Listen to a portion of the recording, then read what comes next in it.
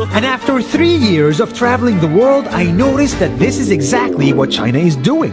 For example, take the small island nation of Sri Lanka. This developing country needs money and China has a lot of it. So Sri Lanka took billions of dollars in Chinese loans. It was easy money just there to be taken.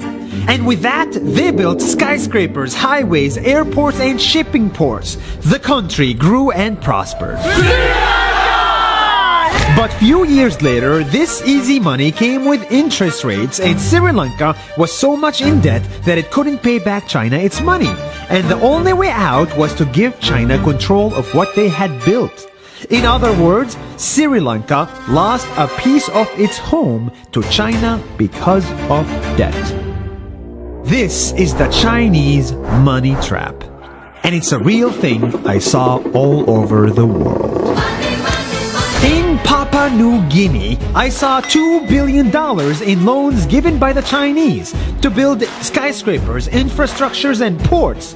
But there is no way this remote developing country can pay it back or its interest rate, and the only way out is to give China control of the country. In the Maldives, Pakistan, Malaysia, Laos, Kazakhstan, Mongolia, Egypt, Kenya, and South Africa,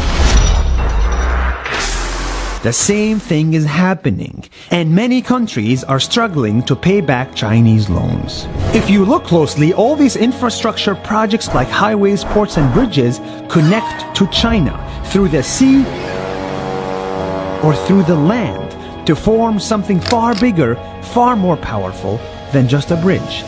A new Silk Road.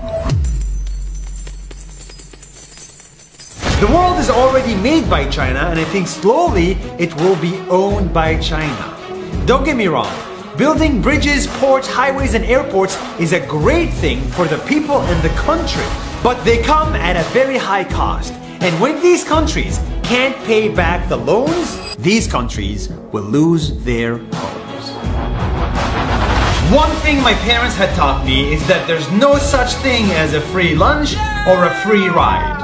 So if we're not careful with our money or other people's money, then we better start learning Chinese.